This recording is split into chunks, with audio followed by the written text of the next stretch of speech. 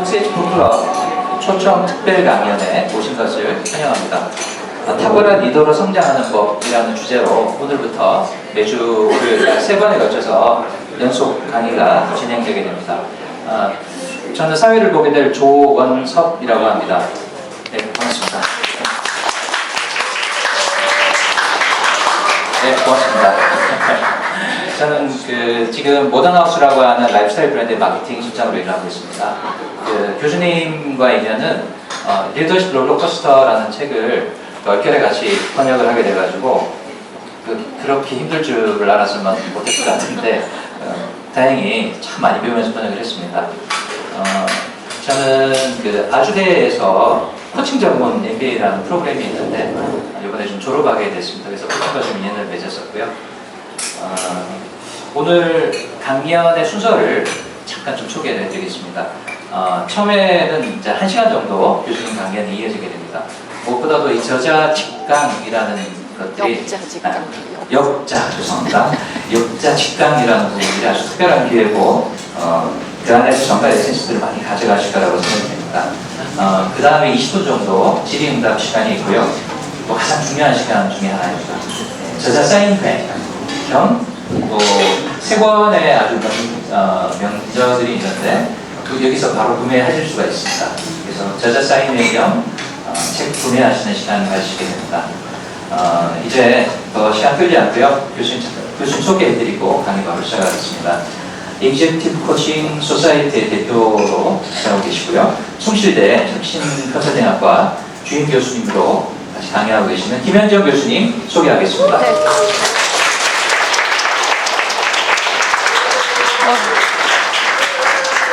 예, 안녕하세요. 안녕하세요. 예, 반갑습니다. 저 이렇게 많이 오실 줄은 몰랐어요. 예. 오늘 저녁에 여러분들하고 같이 우리 리더십에 관해서 이야기를 나눠보게 될 김현정이라고 합니다. 제가 이제 이 강연회를 이렇게 한다고 하니까 어떤 분들께서 맨프레드 교수님하고 같이 강연회를 하는 줄 알고 이렇게 오신 분도 계시더라고요. 죄송해요. 저밖에 없어서. 나중에 기회가 되면 우리 맨프레드 교수님도 한번 모셔보도록 하겠습니다. 예, 저는 이렇습니다. 예. 사진 저랑 똑같죠? 네. 도대체 언제 찍었냐? 작년에 찍었어요. 네. 저는 이제 아까 말씀 주신 것처럼 저는 사실은 상담심리학을 옛날에 공부를 했어요. 그러니까 그 이전에 제가 상담심리학을 공부하게 된 이유가 저는 탑 프로페셔널들을 위한 어떤 상담가가 되고 싶어서 대학교 졸업하고 그리고 이제 미국에 가서 상담심리학을 공부를 했습니다. 그리고 우리나라에 돌아와서는 삼성전자 리더십 개발센터에서 제가 커리어를 시작을 했고요. 그 이후로는 계속 리더십 개발 쪽에서 나름대로 이제 한 20년 차 정도 이제 됩니다. 그래서 상담 코칭 한 지는 한 23, 4년. 그리고 이제 이 업무를 그러니까 리더십 개발 쪽 일을 한 지는 한 20년 차 다 돼가는 그런 사람입니다. 저는 예전에는 그랬고, 그리고 박사는 리더십 개발로 했어요. 제가 리더십 개발 쪽으로 워낙 관심이 있었기 때문에 맨프레드 교수님 2000년에 제가 알게 됐습니다. 그분의 첫 번째 우리나라 번역서를 제가 이제 우연한 기회에 접하게 되고, 이분한테 가서 배워야겠다라는 생각을 이제 하게 됩니다. 그리고 그 이후에 이제 열심히 이제 쫓아다니다가, 그랬더니 그 교수님이 박사는 내가 못 받는다, 미안해, 이제 이렇게 말씀하셔가지고, 제가 박사는 다른 학교에서 가면서 교수님이 이렇게 발전시키신 이 프로그램을 연구하면서 그걸로 박사 논문을 이제 제가 받게 돼요.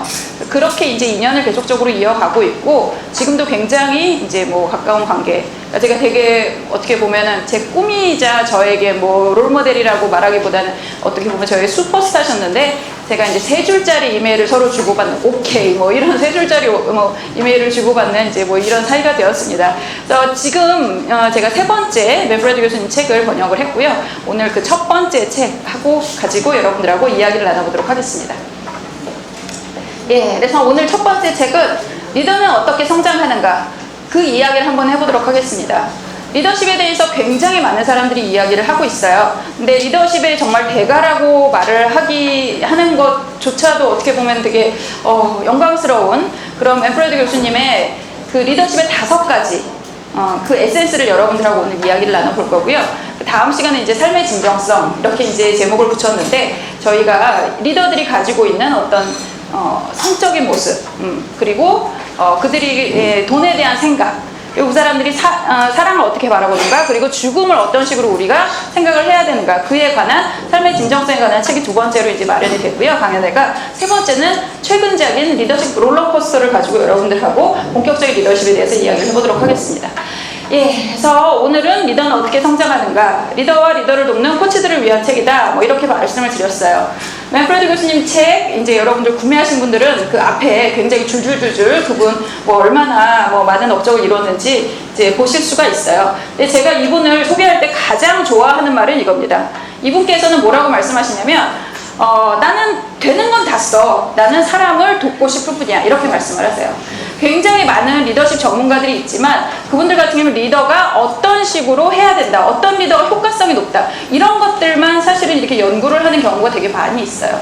근데 이분 같은 경우는 뭐라고 얘기를 하시냐면 나는 기업에 있는 사람들을 돕는 사람이다. 거기서 그래서 이게 경영학이든 철학이든 심리학이든 그게 무슨 상관이야. 나는 사람들을 돕고 싶을 뿐이야. 이렇게 말씀하세요.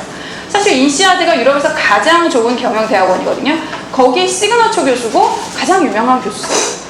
그리고 뭐 그 어떤 학문적 업적, 이거는 그 누구도 뭐 이렇게 딴지를 걸 수 없을 정도로 엄청나게 탁월하신 분인데, 그분께서 늘 컴플레인 하시는 게 뭐냐면 이거는 경영학이 아니야, 이건 심리학이야, 이거는 뭐가 아니잖아, 이거는 이 이론에 맞지 않잖아. 계속 그런 식으로 사람들이 그 구분을 짓는 거를 굉장히 못마땅하게 생각하세요.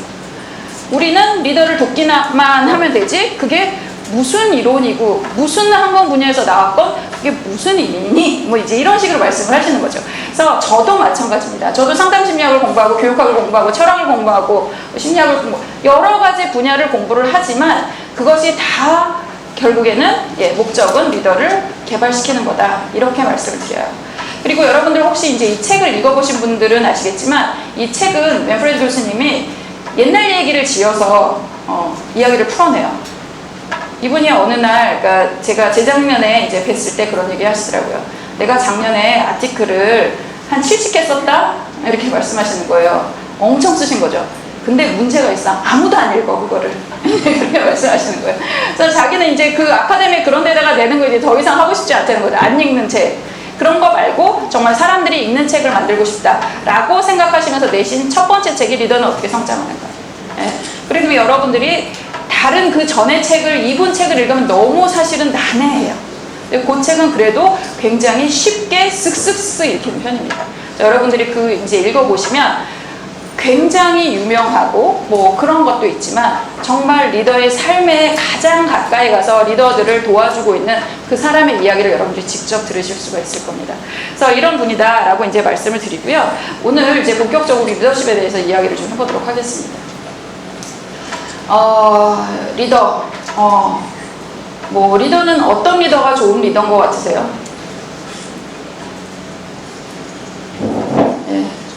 리더는 어떤 것들을 갖춰야 된다고 생각을 하십니까? 여러 가지 이야기가 많이 있어요. 솔선수범하는 리더. 여러 가지 덕목들을 이제 말씀을 하세요.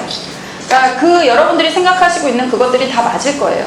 근데 저는 오늘 하는 얘기는 어떻게 보면은 연구 결과에 관한 이야기입니다. 여러 가지 좋은 이야기들이 있는데 이게 그래도 확률적으로 조금 더 리더십에서 효과를 발휘할 수 있는 것들이 어떤 것이 있나, 그것을 이제 이야기를 해보도록 하겠습니다. 그래서 이거를 뭐 여러 가지를 이야기를 하는데 저는 책에 나와 있는 대로 5가지를 가지고 이야기를 하도록 하겠습니다. 사람들한테 리더십에 있어서 뭐만 생각하세요, 몇 가지를 제시를 한다 그러면 저는 이 5가지를 제시를 합니다. 첫 번째는 뭐냐? 자기 탐색입니다. 나를 아는 것이 가장 중요하다라고 이야기를 하고 있어요. 21세기 그 리더의 첫 번째 덕목이 뭐냐? 이걸 하버드 비즈니스 리뷰에서 그 굉장히 많은 학자들과 저자들에게 물어봤습니다. 그랬을 때 21세기 리더들에게 가장 필요한 것은 마케팅 적인 그런 생각도 아니고 시장 중심의 생각도 아니고 전략적 사고도 아니라는 거죠. 그럼 무엇이냐? 자기를 아는 거라고 이야기를 하고 있습니다. 자기를 잘 아는 사람이 결국에는 다른 사람들도 잘 알 수가 있고, 그리고 그 사람들을 움직이게 할 수 있는 힘이 있다는 거예요. 그러니까 우리나라 같은 경우 지금 굉장히 그 자기를 모르는 리더들이 엄청난 문제들을 일으키고 있어요. 그러니까 자기의 감정을 아는 것도, 자기가 하는 말과 행동이 다른 사람한테 어떤 영향을 미치는지 아는 것도 사실은 자기 인생에 굉장히 중요한 부분이거든요. 그래서 요즘에는 리더들이 그 자기 인식이 안 되면 회사 하나 정도 날아가는 건 아무것도 아니에요. 어떤 회사 뭐 구체적으로 말하지 않아도 여러분들 알 겁니다. 예. 그래서 그 자기의 행동의 어떤 결과, 땅콩 해양 뭐 이런 거 말하는 거예요. 예. 그렇게 했더니 회사가 완전히 어떻게 되고 있는지 여러분들 잘 알고 계시죠. 그러니까 그런 것처럼 그 본인이 가지고 있는 파워라든가 본인이 가지고 있는 감정 이런 것들에 대해서 인식을 제대로 하지 못하고 내가 무엇을 원하는지를 알지 못한다면 사실은 굉장히 그 위험한 지경에 다른 사람의 인생에도 굉장히 안 좋은 영향을 끼치게 될 수 있다는 거예요. 그런 의미에서 자기를 아는 것이 굉장히 중요하다고 이야기를 하고 있습니다. 그리고 오만을 경계하자 이렇게 얘기를 해요. 두 번째 이 나르시시즘에 관한 이야기는 여러분들한테 어쩌면 낯선 이야기일 수 있습니다. 하지만 여러분들 이 이야기를 안다면 이게 무엇인지를 안다면 정말 이건 낯선 것이 아니라 우리 사회를 뒤덮고 있는 어떻게 보면 굉장히 중요한 먼지덩어리라고 생각을 하실 수가 있어요. 그래서 우리가 단순히 자신감을 넘어서서 내가 다른 사람들한테 권력을 어떻게 행사하는가 그 부분에 있어서 리더들이 사실은 살펴봐야 되고 우리가 리더들을 바라볼 때도 그 사람이 어떤 모습을 갖고 있는가 그 부분을 이제 봐야 된다는 거죠. 그 다음에 이제 사람들을 어떻게 동기부여를 시키는 것인가. 돈만 주면은 열심히 일해? 사실은 그거 아니거든요. 이제 그거 아닌 건 사람들이 다 알고 있어요. 그래서 그 사람들한테 어떤 의미를 부여해서 그 사람들을 움직이게 할 것인가. 그리고 네 번째는 어떻게 하면 그 사람들이 이제 같이 일을 잘 할 수 있을 것인가. 팀을 어떻게 구성을 해야 되는가 그 부분에 대해서 이야기하고요. 결국엔 이 모든 것이 다 필요한 것이 뭐냐?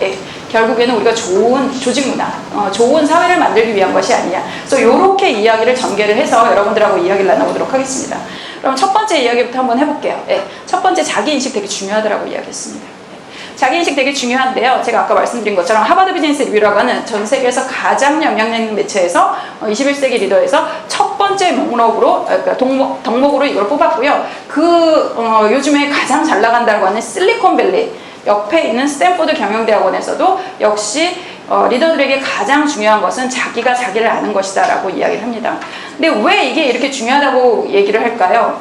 자기를 아는 게 왜 이렇게 중요하죠? 이걸 이렇게 아는 게 중요하다고 왜 이렇게 얘기를 많이 할까요? 뭐 옛날에 그리스 신전에도 그 얘기가 써 있다고 그러잖아요. 너 자신을 알라. 그 얘기를 왜 이렇게 그 수천 년 동안 계속 얘기를 할까요?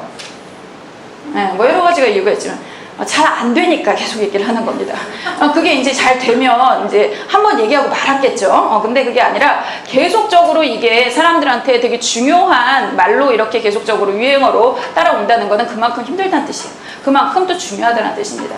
그래서 나를 아는 것이 되게 중요한데 이거를 사람들이 하기가 되게 어려워요. 왜 어려울까요? 한번 여러분들 생각해 보시겠어요? 나를 한번 들여다볼게요. 긍정적인 게 먼저 보이시나요? 부정적인 게 먼저 보이시나요? 나는 참 이런 생각을 하고 있고 뭐 이런 것도 부족하고 그래서 사람들이 기본적으로 자기에 대해서 부족한 면을 인식을 합니다. 인간은 그렇게 설계가 되어 있어요. 우리가 10만 년 동안 이 지구에서 우리가 살아 남는 동안에 두려움이라는 어떤 감정도 사실은 있었어야 되고 나를 보호했어야 되고 뭐 등등등 이런 이유 때문에 사람들은 부정적인 생각을 훨씬 더 많이 합니다. 그래서 나를 바라볼 때 그 부정적인 것이 먼저 보이니까 어때요? 보기가 싫은 거예요. 그리고 또 우리는 사람들한테 또 멋있어 보이고 싶잖아요. 그래서 나를 내가 마음대로 꾸며내서 그것만 보여주고 다른 거는 안 보여주고 싶어요. 그게 우리가 어떻게 보면 사회적으로 올바로 살아남는 방식이다라고 잘못 배우게 된 거죠. 그러다 보니까 나를 자꾸 가리는 데 익숙하지 나를 알아보고 내가 어떤 사람인지 나를 제대로 써보겠다 이런 생각은 덜 하게 된다는 거죠. 그래서 여기서 그 프로이드 이야기를 잠깐 하도록 하겠습니다. 그 프로이드가 인간은 성격이 저렇게 구성되어 있다라고 이야기를 했어요. 그래서 여러분들 많이 보셨을 거예요. 사람들은 슈퍼이거도 있고 이드도 있대요. 그래서 슈퍼이거는 뭐냐면 사회 규범을 굉장히 잘 지키고 다른 사람들한테 멀끔한 모습을 보여주고 싶은 게 슈퍼이고예요. 그리고 사회 규범에 충실한 것 이런 것들이 이제 슈퍼이고가 하는 역할입니다. 그리고 이드는 뭐냐면 우리가 충동이라든가 욕구라든가 이런 것들이 이제 일어나는 것이 이드입니다. 그래서 우리가 성격에는 이 슈퍼이고도 있고 이드도 있어요. 그래서 우리는 좋은 생각도 하고요, 잘 보이고 싶기도 하고요. 그리고 우리는 또 남들한테 드러내기 힘든 그런 어떤 욕망도 가지고 있습니다. 근데 이 욕망을 갖고 있는 것들이 사실은 전혀 문제가 되지 않아요. 왜냐하면 여기 중간에 컨트롤 타워가 있거든요. 그게 에고입니다. 그래서 슈퍼 에고가 이드가 다 있는 거죠. 그래서 왜 코미디 영화 보면 막 그런 거 있잖아요. 뭐 이렇게 여기 천사 나오고 여기 악마 나오고. 여러분들 길 가다가 10,000원짜리 하나가 뚝 떨어져 있어요. 그럼 어떻게 하시겠습니까, 여러분? 이거 솔직하신 분들입니다. 거기서 그 바로 주워갖고 어떻게 하실 거예요? 주머니에 넣어요. 이드가 이제 발달이 되면 이렇게 될 수가 있어요. 근데 우리가 딱 10,000원짜리 보는 순간 우리 마음의 갈등 해요, 안 해요? 하죠. 그건 뭐냐면 여러분들 에고가 작동을 한다는 뜻이에요. 그래서 내가 여기서 이거를 빨랑 주워갖고 내 돈으로 내가 뭐 맛있는 거 사 먹거나 이렇게 써버릴까? 라고 생각을 하는 거는 이드가 여러분들이 이제 있으면 그런 생각은 당연히 드는 겁니다. 그걸 보고 아무 생각이 안 들었다. 그러면 여러분들 득도하신 거예요. 이런 데 나오실 필요가 없어요. 그리고 만약에 여러분들이 그걸 딱 보는 순간 이 돈은 내 돈이 아니고 바로 주인을 찾아줘야겠다.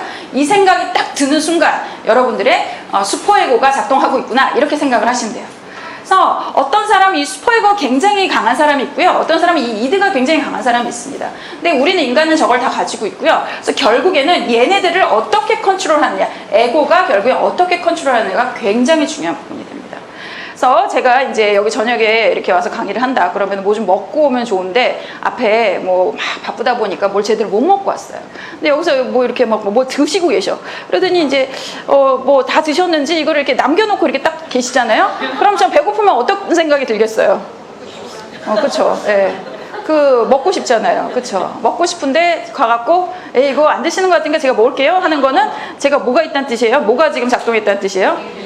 그렇죠. 이드가 작동했다는 뜻이죠. 근데 내가 그거를 보면서도 저 사람은 저거 가다가 버릴 것 같아. 그런데 내가 배가 너무 고프지만 그래도 강연하러 온 사람이 어떻게 체면이 있지 저걸 얻어먹어? 라고 생각하면서 계속 배고파갖고 이렇게 쫄쫄 하면서 강의를 끝낸다. 그럼 저는 뭐가 지금 작동한 거죠? 슈퍼에고. 그렇게 되는 거죠. 근데 사실은 이 에고라는 존재는 이 양쪽을 다 만족시켜야 돼요. 그럼 어떻게 하면 제가 그 에고가 다 만족이 될까요? 그쵸. 그렇죠. 이렇게 가가지고 혹시 이거 안 드실 거면 뭐 저 주시고 뭐 저 이거 있는데 뭐 이렇게 하나 이렇게 이거 가지세요. 뭐 이런 식으로 이제 얘기를 하고 책에다 사인해 드릴까요? 뭐 그러고 이제 뭐 이런 식으로 해가지고 제가 배고픈데 그런 어떤 먹고 싶은 식욕을 이제 이들을 충족시킬 수가 있고 또 그리고 체면은 그렇게 구겨지지 않고 이제 이렇게 할 수 있는 방법들이 있다는 거죠. 내가 그 10,000원을 주셨는데 그 10,000원을 여기다가 이렇게 내가 딱 놔뒀다가 어디다 올려놨다가 하루 지난 다음에도 아무도 안 집어갔으면 내가 그거를 이제 가져가야겠다. 뭐 이런 식으로 이제 생각을 한다. 그러면 이제 에고가 거기서 이제 작동을 하게 된 겁니다. 그래서 이런 것들 우리가 어떤 상황에서 어떤 것이 욕망이 올라오느냐, 어떤 생각이 올라오느냐, 사실은 그거는 문제가 되지 않아요. 하지만 에고가 어떻게 컨트롤하느냐, 그거는 문제가 된다라는 거죠. 그래서 여러분들이 내 안에 내가 어떻게 이런 생각을 할 수 있지? 그런 거는 전혀 문제가 되지 않습니다. 여러분들이 왜 그런 생각을 하느냐? 여러분들은 사람이기 때문입니다. 그래서 보면 우리는 굉장히 많은 부적절함을 가지고 있습니다. 인간이. 이거는 여러분들이 뭐가 잘못돼서가 아니라 굉장히 자연스럽게 이런 것들이 설계가 되어 있는데 이거를 그냥 나는 사람이니까 하고 받아들여야 된다는 거죠. 그래서 이렇게 뭐 한 3개 정도 적었는데 한번 생각해 보도록 하겠습니다. 여러분 질투 좀 하십니까? 한 질투 하죠. 저도 어느 순간에 나 질투가 좀 없었으면 좀 더 편하게 살 수 있겠다 막 이런 생각을 한 적이 사실은 있어요. 사실은 한 적이 있는 게 아니라 늘 해요. 그러니까 굉장히 질투가 나죠. 페이스북을 보면 그렇잖아요. 사람들이 막 잘 되고 어디 가고 뭐 상 받고 뭐 어디 가고 대단한 거 하고 막 이런 거 보면 잘 됐다 내 피친들 이러면서 박수 쳐줄 수 있는 사람 그렇게 많지 않아요. 그래서 사실은 사람들은 다 질투를 합니다. 그래서 그 우리 기업에서 굉장히 그 성과급제를 많이 쓰고 있어요. 그래서 어떤 뭐 영업 조직 같은 경우는 뭐 이렇게 영업에서 굉장히 많은 그 받으신 분들 그래서 앞에 막 나와가지고 막 꽃가마도 태워드리고 선물도 엄청난 것도 주고 그래요. 그럼 사람들이 저거를 보면서 나도 저렇게 돼야지 그러면서 열심히 일할 거라고 회사들은 생각을 하는데 사실은 그거를 보는 사람들은 어떤 생각이 들까요? 저거 분명히 뒤에 뭐 있어. 이런 식으로 생각을 합니다. 근데 전반적으로 그런 여론이 조성이 안 되잖아요. 그럼 말을 안 하고 있다가 뭐가 하나가 탁 터지잖아요. 그럼 다 같이 몰려 들어가고 난리가 납니다. 이거는 녹화하지 마세요. 뭐 그런 사태 중에 하나예요. 그래서 그 전에는 괜찮다가 뭔가 제가 좀 뭔가 얄미워. 뭔가 좀 너무 많이 가져가는 것 같아. 그러면 그게 빵 터지면 사람들이 다 몰려가가지고 결국에는 그 끌어내린 사람들이 결국엔 누구였어요? 중성고객들이었어요. 무관심한 사람들은 그 사람이 뭐 어떻게 되든 관심 없습니다. 그런 식으로 우리는 사실은 이 안에 질투라는 것들을 조직 안에 질투라는 것들을 굉장히 잘 다루어야 돼요. 잘 잘하는 것도 얄미워 죽겠는데 돈까지 많이 벌어. 그러고 회사에서 인정까지 받고 칭찬까지 받아. 저렇게 막 저 사람을 위해서 저 돈을 써. 그러면 그 사람 미울 수밖에 없어요. 그럼 그 사람 떨어지는 순간 사람들이 다 들러붙게 된다는 거죠. 그래서 개인적으로도 그렇고 조직에서도 별로 도움이 될 것이 없습니다. 그리고 우리는 또 열등감, 여러분 열등감 좀 있으세요? 아유, 난리 나죠. 네. 여러분들 한번 생각해 볼게요. 여러분들 이렇게 지나가다가 상대쪽, 이렇게 반대쪽에서 동성애 어떤 사람이 이렇게 걸어옵니다. 그럼 여러분들은 어디를 제일 먼저 보십니까? 예, 어디를 먼저 보십니까? 예, 그게 여러분들이 열등감이 있는 데입니다. 예, 그게 여러분들의 이제 열등감 포인트가 돼요. 제가, 우리 숭실대 그 중소기업 대학 원장님께서 어느 날 저한테 얘기를 하시는 건데, 걔가 말이야, 아주 잘생겼어. 머리숱도 얼마나 많은지 몰라. 이렇게 말씀하셨어요. 그럼 우리 원장님 어떻게 생겼는지 여러분들 그림 그려지시나요? 그런 거예요. 우리는 내가 가진 거는 못 봐요. 내가 못 가진 것만 그렇게 보입니다.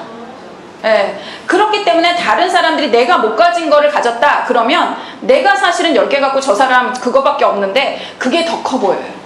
그래서 그거를 뺏고 싶고 막 이런 생각들이 이제 드는 겁니다. 그거 여러분들이 이상해서가 아니라 여러분들이 왜 사람이어서 그런 거예요. 그래서 그런 것들이 굉장히 당연하다는 걸 여러분들이 받아들여야 돼요. 그리고 뭐 미움받을 용기로 해서 굉장히 유명해진 그 아들러가 그렇게 이야기를 했습니다. 사람들이 살아가는 동력이 무엇이냐라고 얘기했을 때 이 사람 제일 동력이 열등감이라고 얘기를 했어요. 그래서 내가 뭐가 부족하다. 그럼 결국에는 그것을 채우기 위해서 무언가가 이제 그 점점 더 개발을 해야 될 부분이 생기게 된다라는 거예요. 그래서 그 뭐 이런 거죠. 여러분들 그 유명한 요리사나 미식 뭐 이렇게 평론가들 있잖아요. 음식 평론가들. 그런 분들 보면 뚱뚱한 분 별로 안 계세요. 이 사람들은 뭐냐면 이 소화 기능이 별로 안 좋은 거예요. 그러니까 음식을 먹을 때 이걸 아무거나 집어먹을 수가 없어요. 그러니까 굉장히 거기에 예민해질 수밖에 없고 그럼 그쪽으로 자기가 어떤 것들을 발전시킬 수밖에 없다라는 거죠. 그래서 아무거나 잘 먹는 분들 있잖아요. 뭐 이렇게 맛있는 녀석들에 나오시는 분들. 그런 분들은 사실 뭐 요리를 잘 하시거나 뭐 평론을 하실 그런 분들이 사실은 되기가 어렵다는 거죠. 그래서 결국엔 내가 부족한 어떤 면이 결국에 나를 만들게 된다라는 거예요. 그런 의미에서 열등감이라는 것은 문제가 아니라 그것을 나의 발전 동력으로 잘 사용을 하면 된다는 겁니다. 칼용은 그렇게 얘기를 했습니다. 내가 열등감을 가지는 건 전혀 문제가 되지 않는다고. 근데 열등감이 나를 가져버리게 되면 그게 문제가 된다라고 얘기를 했어요. 그래서 열등감이 나를 가져버려갖고 내가 열등감에 막 이리저리 좌지우지 된다. 그러면 그게 이제 비극의 시작이 되는 겁니다. 그래서 그렇게 얘기했고요. 샤덴프로이데 이거는 독일어인데요. 이 단어 외우는데 되게 오래 걸렸어요. 발음 희한하죠. 샤덴프로이데. 근데 이건 뭐냐면 다른 사람의 고통을 보고 기뻐하는 마음이에요. 인간이 그런 마음이 있어요. 그래서 이제 나오는 게 뭐냐면 슬랩스틱 코미디예요. 그래서 막 이렇게 막 자빠지고 넘어지고 막 이런 거 보면 사람들이 그거 보고 막 웃잖아요. 그러니까 우리가 누군가가 이렇게 고통스러우면 그걸 보고 좋아합니다. 그리고 실제로 우리는 누군가에게 고통을 가하면 그때 쾌락 호르몬이 나와요. 도파민이 나와요. 그래서 우리가 이렇게 굉장히 선한 존재로 사실은 이렇게 만들어진 건 아닌 것 같아요. 근데 또 이렇게 얘기를 하면 또 이런 생각이 이제 들죠. 그럼 도대체 선하다는 건 뭐냐? 이런 생각이 이제 들죠. 그래서 하여간 우리가 사회에서 요구되는 어떤 그런 모습들, 그런 것들을 우리가 굉장히 어떻게 보면 그걸 따르려고 하지만 인간은 원래 이런 것들로 점철되어 있는 존재라는 거예요. 그리고 이드도 막 드글드글거리고, 그래서 우리 안에 그런 어떤 우리가 말하는 부적절함들이 끊임없이 있게 된다라는 거죠. 그래서 이런 것들이 있는 건 문제가 아니고 얘를 결국엔 어떻게 다스리느냐, 그것이 문제가 되기 때문에 지금 내 안에서 무엇이 끌어올라서 나를 좌지우지하고 있는가, 나를 망가뜨리고 있는가, 이 부분을 여러분들이 생각을 하셔야 된다는 거죠. 오늘 뭐 기가 막힌 기사가 이제 2개가 났습니다. 언론인들 이제. 그래서 여러분들 예전에 그 SBS 간판 앵커 분께서 도차를 하시고 다니다가 걸리셨어요. 그랬어요. 그래서 사퇴하시고 이제 오늘 하루 만에 딱 해결을 하셨어요. 그랬는데 그런 것도 어떻게 보면 우리는 그런 욕망을 다 가지고 있어요.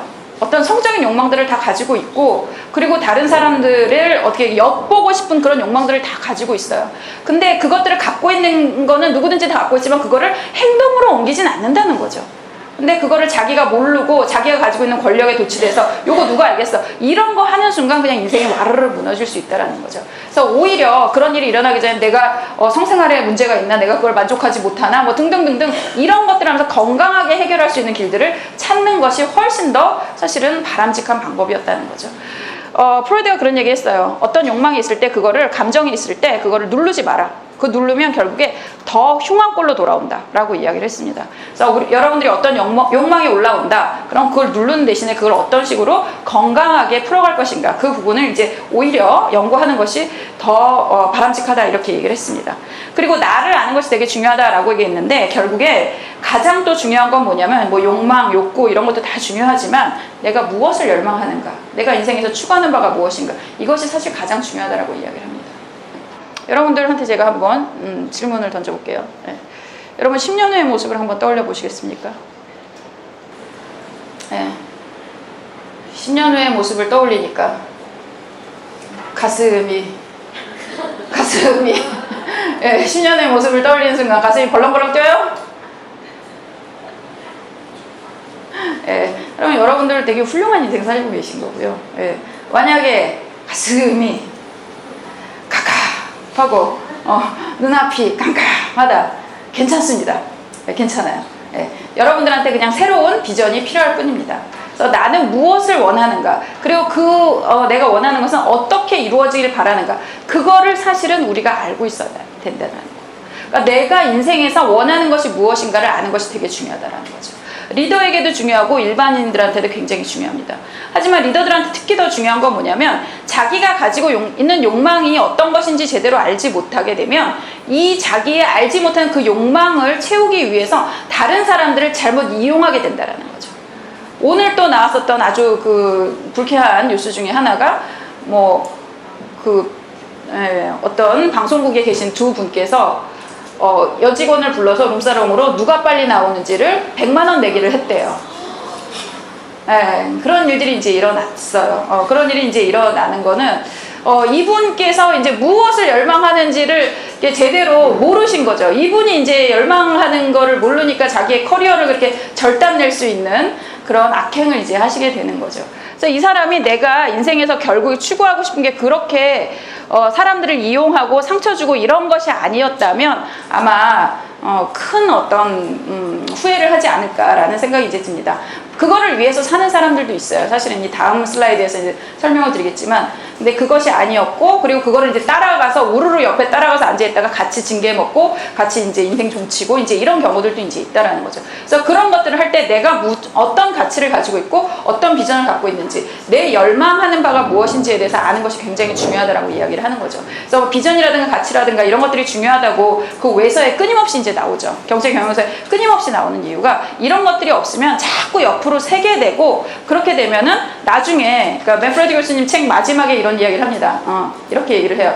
내가 죽기 전에 내가 잘못 살았다 라고 생각하면 어쩔 것인가, 이제 이렇게 거의 협박식으로 이제 얘기를 하시는 건데, 그래서 내가 원하는 삶을 살기 위해서는 그런 것들에 대해서 여러분들이 좀 점검을 하시면서 가는 것이 좋겠다, 이렇게 말씀을 드립니다.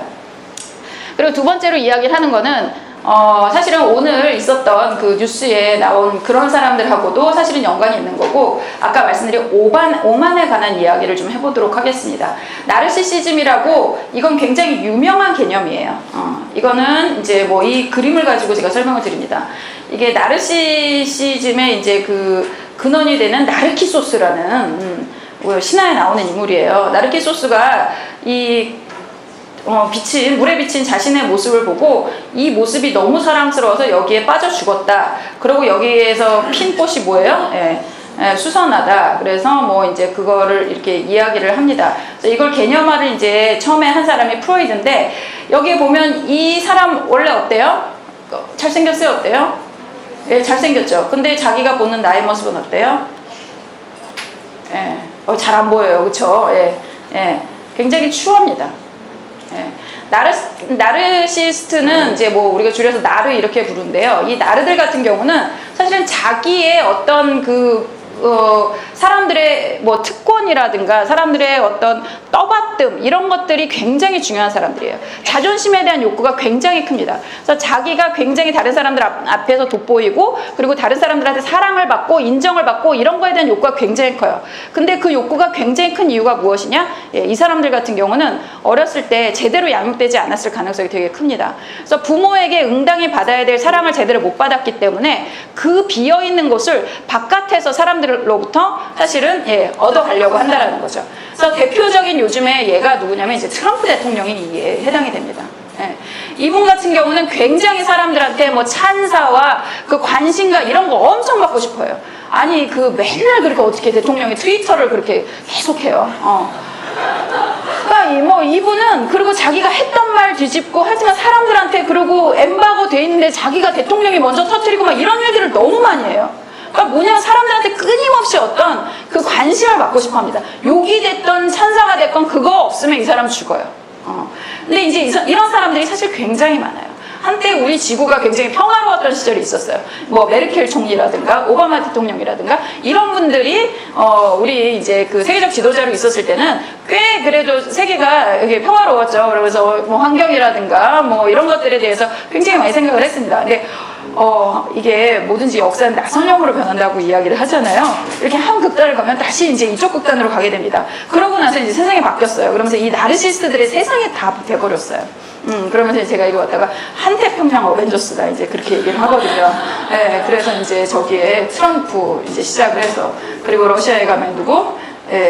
푸틴, 그래서 몇 시간씩 다른 나라 정상 기다리게 하는 푸틴, 그걸 통해서, 나 힘 있는 사람이야, 이거 이제 강조하려고, 그리고 뭐 다른 나라 대통령이랑 이제 얘기하면서 이따만한 도사경 끌고 들어오고, 막 무섭게 벌벌 떠는 거 보고 좋아하고, 뭐 이제 이런 푸틴, 그리고 또, 그 옆에 누가 있어요? 이제 중국으로 내려오면, 시진핑의 몇십 년 만에 1인 독재 체제로 이제 그 시스템을 갈아엎은 시진핑이 이제 있고, 또 밑에 내려오면 또 누가 있어요? 일본의 그 아베 요즘에 우리 굉장히 골치 아파. 그리고 저기 필리핀의 두테르테까지 완전히 그 환태평양 어벤져스예요. 그래서 엄청나게 자기의 그런 권력이라든가 이런 거를 통해서 어떤 자기의 개인적인 욕망을 그러니까 채우고 싶은 사람들이 되게 많아졌어요. 이 사람들은 기본적으로 어떤 평화와 이런 것들에 관심이 별로 없습니다. 자기가 부적절하게 다른 사람들을 이용해서 내가 아주 좋은 사람이야 이런 식으로 그러니까 느끼게끔 하는 게 이 사람들의 삶의 목표예요. 왜? 어렸을 때 적절히 사랑받지 못했기 때문에 나는 사랑받지 못할 사람이야 라고 생각하는 공포와 아주 깊은 고독이 안에 있습니다. 근데 그거를 채우려고 자꾸 다른 사람들한테 그런 것들을 가지고 오게 되는데 결국에는 그거는 채워지지 않는 거죠. 그런 걸로. 그래서 진정한 사랑으로 이제 우리가 그거를 이제 채워야 되는데 진정한 사랑은 이제 찾을 생각은 하지 않고 계속적으로 이제 바깥에 그런 것들을 이제 추구하는 경우가 굉장히 많아요. 지금 국제적으로 굉장히 여러 가지가 어렵죠. 뭐 미중 뭐 무역이라든가 뭐 이런 것들이 사실은 이 다 나르시스트들끼리의 싸움이에요. 그래서 막 훅 붙을 것 같았다가 또 뭐 이렇게 되다가 또 훅 붙을 것 같다 사람들 계속 조마조마하게 합니다. 그래야지 내가 사람들한테 영향력이 있고 내가 파워가 있구나 이런 생각을 하기 때문인 거죠. 그래서 이런 나르시스트들이 득세를 하면 굉장히 사람들이 골치 아파지고 굉장히 불행해집니다.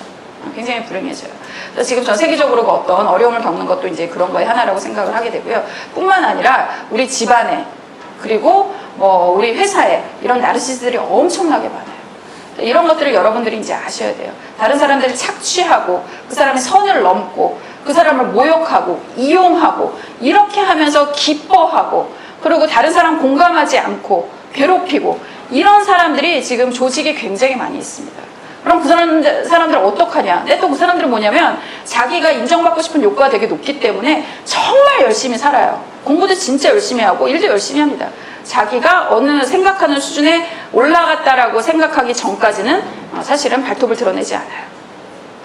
그래서 우리는 그런 사람들이 이제 결국엔 정권을 잡게 되고 그런 것들을 하면 뭐 손목을 잘라야 된다라고 이야기를 하는데 손목 자를 필요 없어요. 그들은 잘 숨기고 있습니다. 굉장히 뭐 이렇게 여유롭고 카리스마 있고 막 이렇게 사람들을 또 잘 이용을 하고 이런 것들이 이제 있는데 결국에는 이제 사람들을 이용하게 된다라는 거죠. 그럼 어떻게 하느냐? 보면 이 나르시스트들 연구한 거에 비하면 이렇게 연구를 보면 약도 없어요. 이 사람들은 고칠 수 있는 방법이 없습니다.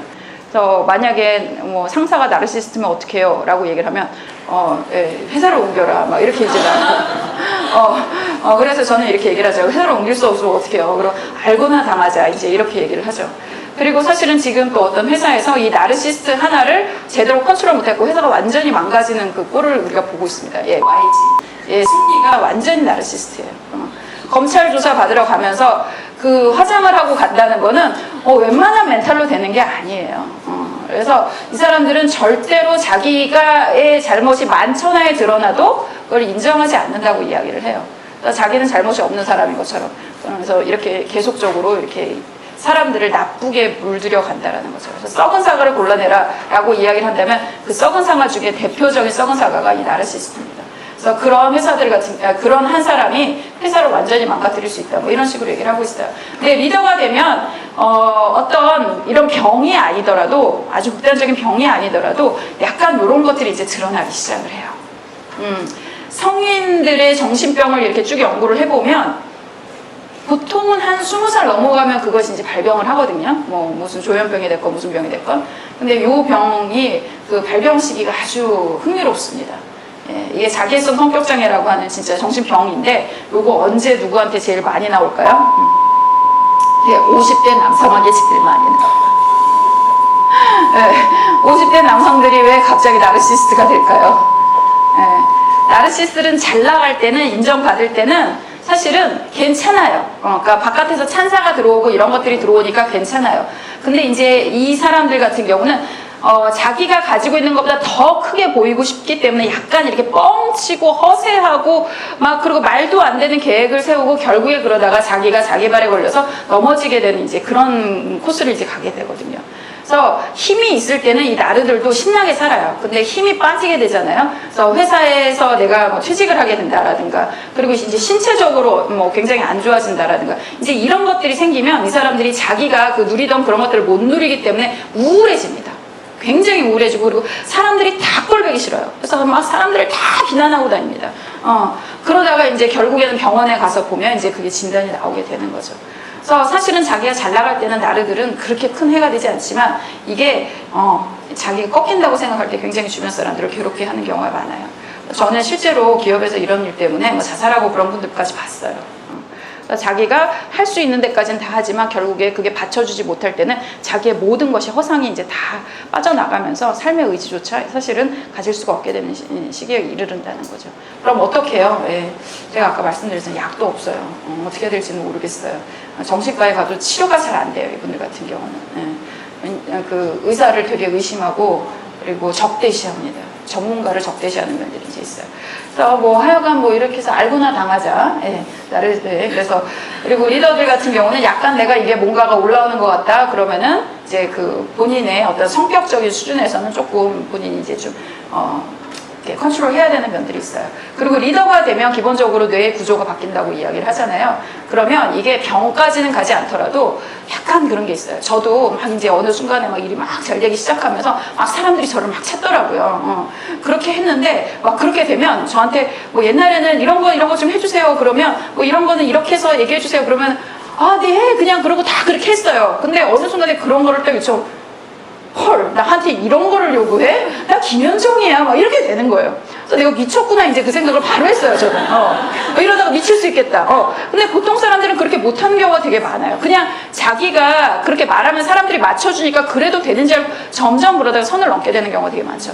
그래서 우리는 이 오만을 경계를 해야 된다. 그래서 스스로 자기가 다른 사람들한테 너무 이렇게 위협적인 존재가 되지 않고 그 사람들이 예스맨이 되고 있다라고 생각을 하면 다 주변에 예스맨밖에 없다라고 하면 내가 문제구나. 사실은 그런 생각을 하셔야 돼요. 가끔가다 리더분들 그런 얘기를 해요. 내가 뭐라 그랬더니 뭐 부하 직원이 나한테 따졌어요. 그러면 제가 어휴 훌륭한 리더세요. 이제 제가 그렇게 얘기를 해요. 그렇게 부하 직원이 무언가를 이야기를 할 수 있는 그런 상사다라고 하면 최소한 나르시스트는 아닌 거예요. 그래서 뭐 그런 것들에 관해서도 이제 이야기를 하고 있어요. 사실 리더십에서 나르시시즘 이쪽 분야는 거의 이제 독보적으로 맨프레드 교수가 이제 전문가십니다. 그리고 세 번째는 사람들 동기부여를 하는 데 있어서 내적으로 동기부여하자 이렇게 이야기를 하고 있어요.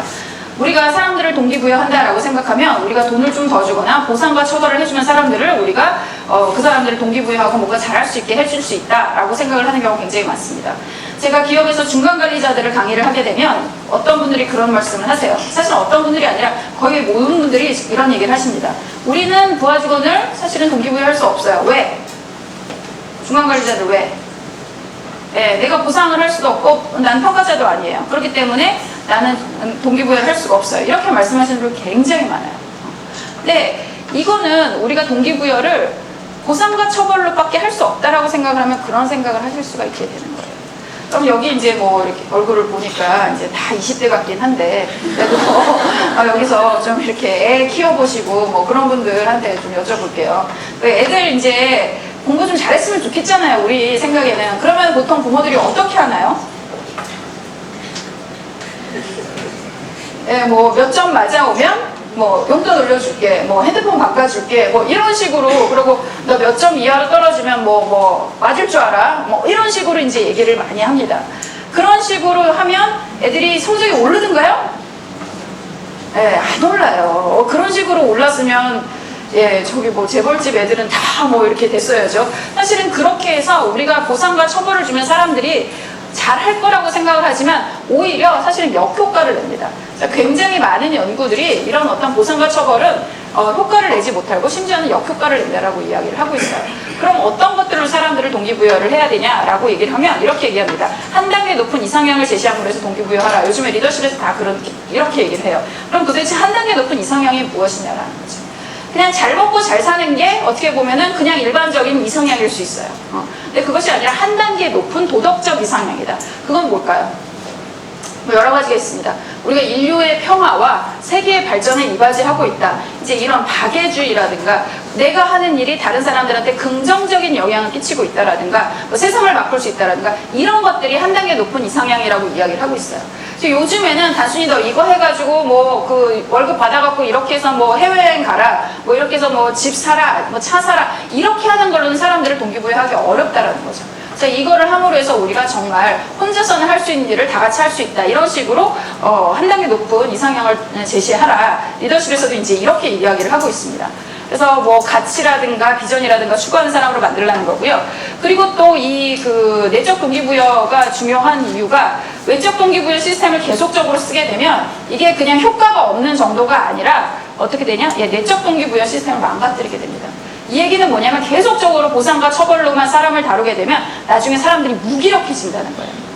그래서 제가 요즘에 그 밀레니얼 세대에 대해서 강의를 되게 많이 해요. 여기 보니까 밀레니얼 세대에 이제 있으신 분들도 있고 여기 보니까 90년생이 온다 이렇게 얘기를 하는데 우리나라는 그러니까 세계적으로는 80년 이후생인데 저는 한 85년생 정도 봅니다. 우리나라에서 85년생 이후 정도의 사람들을 이제 Y세대, 밀레니얼 세대로 보는데 그 세대가 사실 가지고 있는 굉장히 큰 비극이 있어요.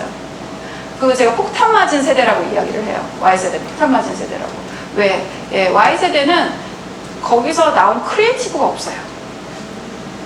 예, 그래서 여기 Y세대 분들 이제 계시는데 뭐 죄송하기도 하고 가슴 아프기도 한 그런 얘기인데 예, 크리에이티브가 다 죽었어요. 그러니까 방송에 있어서 김태우 PD, 나영석 PD 이후에 스타 PD가 없어요.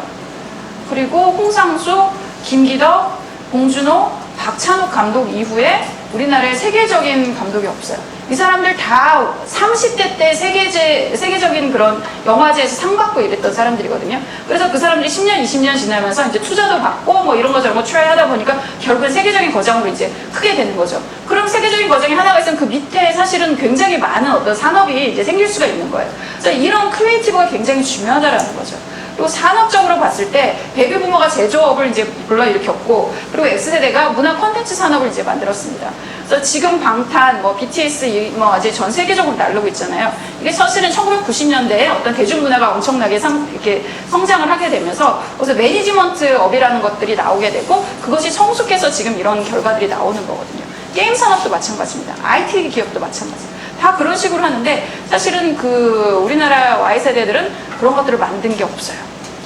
청년 실업이 오래가는 이유가 청년들은 원래 신사업에서 청년들을 뽑습니다. 미국도 구글이나 뭐 에어비앤비나 이런 회사에서 청년들을 데리고 가는 거지 뭐 거기서 에너지기업, 뭐 엑슨 뭐 이런 데서 사람들 그렇게 많이 뽑지 않아요. 그래서 결국엔 신사업이 계속적으로 나와야지 청년들을 흡수하는데 신사업이 나온 지가 굉장히 오래됐어요. 그래서 30대 때 창업을 쫙 해가지고 아 저런 산업이 있구나 그렇게 해야지 그게 10년 20년 되면 성숙을 하게 되고 이제 어느 정도 되면 세계적인 어떤 그런 반열에 오르게 되는데 지금 그런 게 거의 없습니다. 스타일란다가 이제 한 번 떴었죠. 그리고 뭐 인블리. 그래서 사실은 그 온라인 유통하는 회사들이 좀 제법 많이 있었어요. 아마존도 그걸로 시작을 했습니다. 아마존도 예스24였어요, 옛날에. 예, 책 유통하는 걸로 시작을 했어요.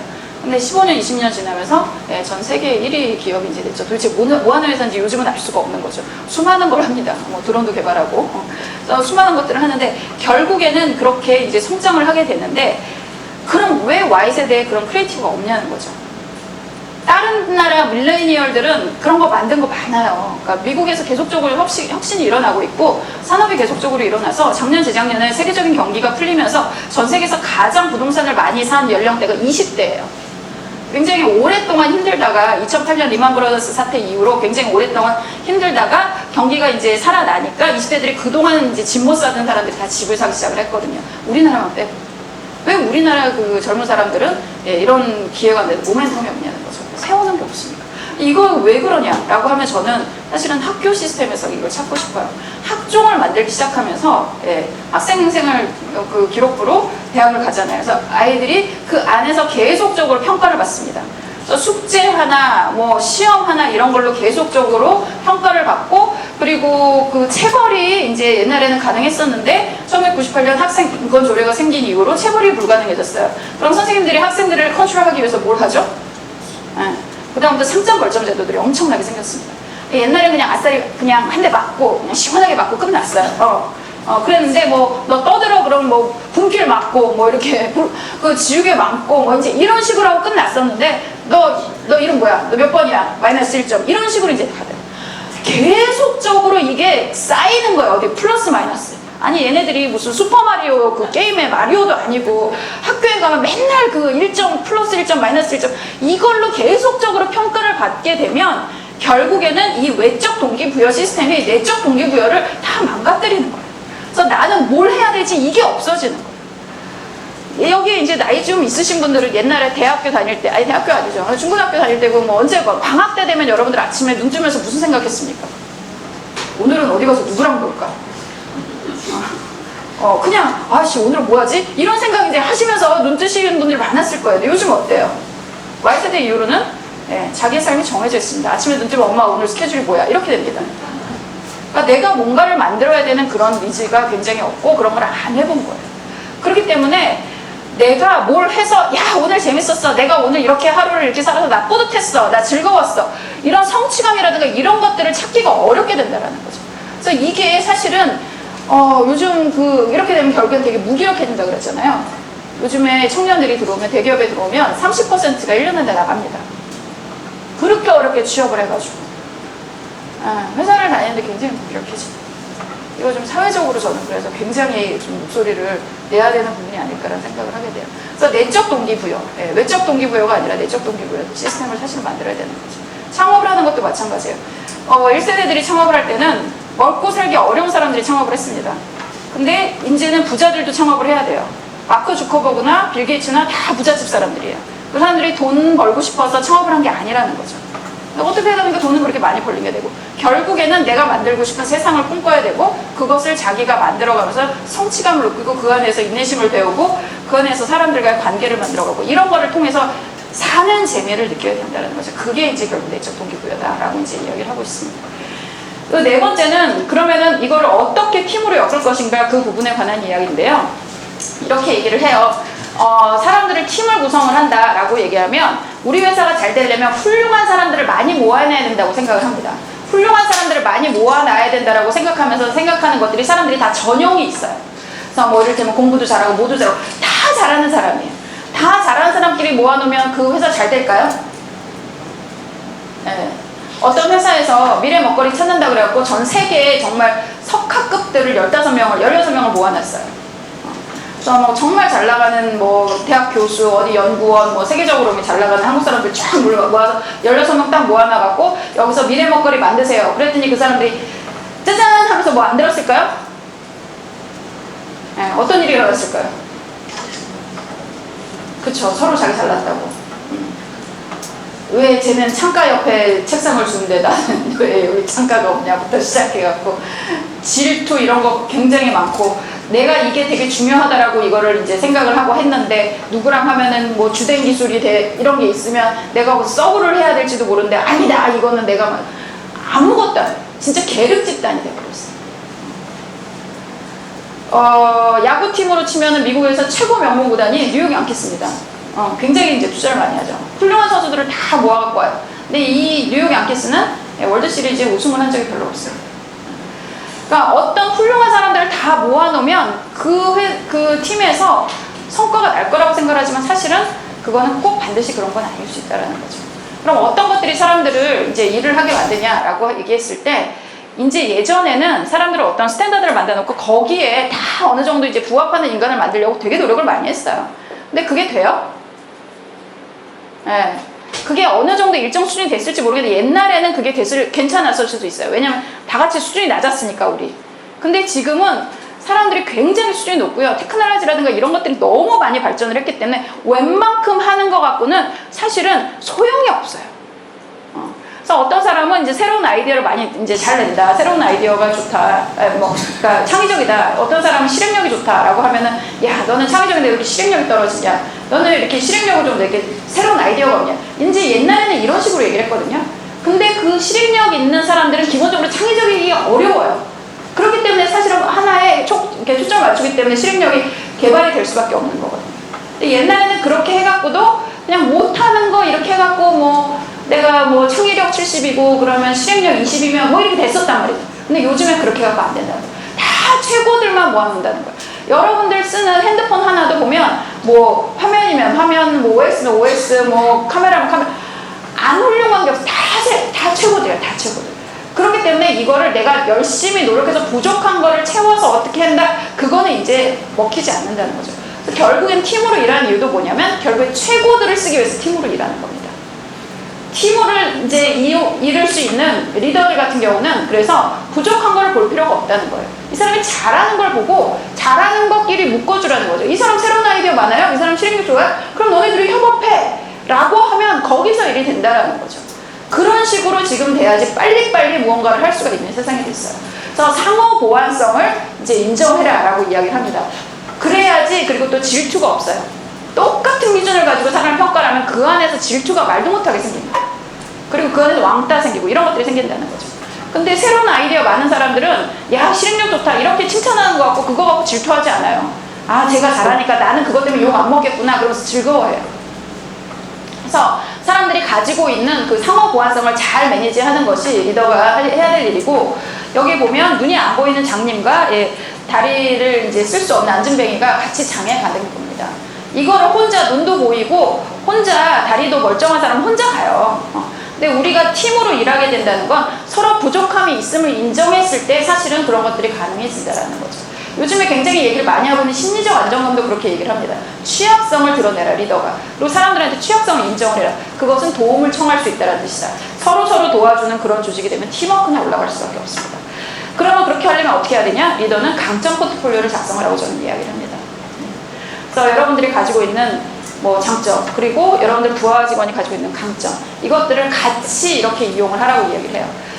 저는 임원 코칭을 많이 하는데요. 임원들 같은 경우 굉장히 태스크 오리엔트 되는 사람이 임원이 되는 경우가 되게 많아요. 감성이라든가 이런 것들이 굉장히 떨어져요. 다른 사람 이해하는 능력도 떨어지고, 그리고 자기도 옳다라고 얘기를 하고 해갖고 막 팩트 폭행 요즘 이런 얘기 많이 하잖아요. 상처 주고 이런 사람들 되게 많아요.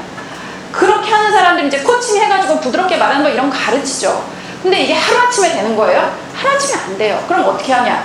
주변에 보면 있어요. 다른 사람한테 상처 안 주면서 말 잘하고, 그러니까 그런 것들, 사람들 마음 잘 보살피는 사람이 있어요. 그럼 당분간은 그 사람 쓰시라고 얘기를 해요. 야, 저기 그 김 부장한테 가서 그거 좀 그렇게 좀 얘기 좀 해라 라고 하면 그 사람이 가서 잘 전달해요. 그래서 내가 부족하다고 해갖고 그거를 아니야, 나는 부족하지 않아, 내가 맞는 말이야, 그렇게 하지 말라는 거죠. 이거 부족한 거 받아들이고 잘하는 사람 쓰시라. 이런 식으로 하다 보면 팀워크가 좋아지고, 그거 보면서 인정하는 순간 얘는 나보다 잘하니까 난 배워야지, 이 사람도 같이 상승하는 효과를 갖게 됩니다. 그래서 사람들의 강점 포트폴리오를 작성을 하고 강점을 운영을 하는 것이 팀을 가지고 있는 리더로서 진짜 중요한 덕목이다 라고 이야기를 해요. 그럼 이 모든 것이 결국에는 자기를 잘 인식하고 그리고 오만을 경계하고 사람들을 내적으로 동기부여하고 그리고 사람들에게 어떤 서로 도와주는 그런 팀워크를 만들 수 있게끔 하는 그 리더는 결국에 무엇을 추구를 하는 것이냐라고 하면 결국에는 우리가 조직 문화를 만드는 것이 최종 방점이 돼야 되지 않냐라고 이야기를 합니다. 그래서 진정성 있고 생기는 조직을 만들자. 요것이 이제 5번째가 되는 겁니다. 그래서 21세기 조직의 어떤 그 청사진을 맨프레드 루스가 제시를 해요. 그것이 사람들이 회사를 나왔을 때 이런 느낌이어야 된다는 거죠. 아, 나는 정말 살아있어서 다행이다. 이런 느낌을 가져야 되는 거고, 리더는 뭐냐? 자기가 한 말은 자기가 책임지는 언행일치가 되는 진정성이 있는 사람들이어야 된다는 거죠. 자기가 가지고 있는 신념을 자기의 행동으로 옮길 수 있을 때, 그때 그런 조직은 성과도 올라간다라고 이야기를 하고 있습니다. 옛날에는 막 쪼고 푸시하고 이런 데는 성과 좋아. 사람들 막 이렇게 밀어붙이지 않고 사람들끼리 사이 좋은 데는 그런데 성과 안 좋아. 사람들이 이런 식으로 이제 이분법적으로 생각을 했어요. 도대체 어느 옛날에는 그랬는지 모르겠어요. 근데 현대 이후로 연구 결과에는 그 반대의 결과예요. 오히려 사람들이 그 심리적으로 안정감을 느끼고, 그러니까 심리적 안정감이라는 게 내가 잘못을 하더라도 비난이나 야단을 맞지 않을 거다라고 생각을 하는 믿음이 이제 심리적 안정감인데, 오히려 내가 뭔가 열심히 해갖고 잘못됐을 때 야단을 안 맞을 수 있어 라고 하는 것이 사람들한테 높은 성과를 가지고 온다는 연구 결과들이 나오고 있습니다. 그래서 막 야단치고 잘못됐다고 지적하고 깎아내리고 이런 조직들이 오히려 성과가 나쁘다는 그 연구 결과들이 속속 나오고 있어요. 그렇기 때문에 우리가 단순히 다른 사람들을 위해서, 다른 사람들이 살기 이렇게 편하게 이렇게 일하는 환경을 제공을 하는 것이 우리가 좋은 사람이 되기 위한 뭐 그런 거다라고만 생각할 수 있는 부분이 아니라는 거죠. 그 이상의 성과를, 고성과 조직을 만들려면 이런 부분들이 이제 있어야 된다라고 이야기를 하는 겁니다. 그래서 사람들이 아침에 회사 나올 때 신나는 마음으로 와야지. 아, 나 어디 끌려간다. 막 이런 식으로 오게 되면 그 조직은 결코 오래 살아남을 수가 없습니다. 그리고 요즘에 이제 제가 아까 밀레니얼 세대 얘기하고 세대가 바뀌어가지고요. 그 앞에 세대랑은 달라요. 그러니까 여러 가지가 달라서 뭐 회사 가는 게 괴로워? 그럼 가지 마! 이런 식으로 이제 생각을 합니다. 그 이제 패러다임이 시프트가 좀 되고 우리가 일터도 하나의 삶의 한 장면으로서 사람들이 나를 펼칠 수 있는 장이 되는 그런 것들이 결국에 리더가 최종적으로 만들어야 되는 조직이다 이렇게 얘기를 하는 거죠. 그래서 그 사장님이시면 사장님이 리더면 아유 우리 직원들 여기 와가지고 뭐 자기가 하고 싶은 것도 좀 하고 꿈도 펼치고 여기서 돈 벌어가지고 애들도 키우고 그리고 잘 살았으면 좋겠다 이런 마음을 가지고 리더십을 발휘할 때 결국엔 그런 조직들이 성과가 높게 된다 뭐 이런 식으로 이제 이야기를 했어요. 그래서 이렇게 되려면 다 어떻게 해야 되냐라고 이야기를 하면서 마지막으로 이런 것들을 제시를 합니다. 리더는 이래야 돼 라고 하면서 맨프레드 교수가 여러 저서에서 말씀하시는 게 와이즈풀이 돼야 돼. 네. 현명한 광대. 네. 약간 부족한 것 같으면서 그러니까 사람들한테 위협적이지 않은 그런 존재가 되어야 돼 라고 얘기를 해요. 그래서 도깨비 얘기를 또 우리 그 한국판에 특별히 이제 써주셔가지고 또 그런 것도 있고 이 사진을 보니까 이게 마음에 들더라고요. 귀는 크고 어려운 일 있을 때 도깨비 방망이로 뚝딱 해결해주고 그래서 그 사람이 계속적으로 무언가를 이룰 수 있게끔 해주고 뭔가 이렇게 그래서 리더가 약간 만만한 분위기가 사실은 있어요. 리더가 너무 잘나잖아요. 그럼 어때요? 부하 직원들이 기죽어서 일을 못해요. 아 내가 이거 한다고 그러면 너 이것밖에 못했냐? 야단 맞을까봐 자기가 뭘 하겠다는 말을 못해요. 그래서 리더가 되면 사실은 그런 것들을 좀 내려놓을 필요가 있다. 뭐 그렇게 얘기를 해요. 그래서 너무 자기 잘난 그런 것들을 사람들한테 어필하지 말고 오히려 나는 이거 모르는데 야 너 이런 거 하고 진짜 요즘 젊은 애들이 진짜 대단해 막 이런 식으로 해서 자기의 부족함을 사람들한테 드러낼 때 그런 조직들이 아까 말씀드린 것처럼 심리적 안정감을 높여서 성과 높은 조직이 이제 되더라라고 이야기를 하고 있어요. 그래서 여러분들이 약간 이렇게 떨어지는 모습 이런 모습을 인간적인 모습을 보여지는 거를 여러분들이 주저하시거나 두려워하실 필요가 없습니다. 오히려 거기서 서로 팀워크가 나오고 신뢰가 나오게 뭐 이런 결과를 이제 가지고 옵니다. 그래서 우리가 리더상 뭐 이렇게 이제 하면 와이즈풀 이렇게 생각을 하시면 좋을 것 같습니다. 그래서 이거를 뭐 네이버에서 찾아봤더니 와이즈풀이 자신의 부족함을 받아들일 줄 아는 사람 뭐 이런 뜻도 이제 있다라고 이야기를 해요. 그래서 리어 왕에 나와 있는 그 와이즈풀을 이제 메타포 하신 건데 그래서 그런 식으로 여러분들이 생각하시면 좋을 것 같습니다.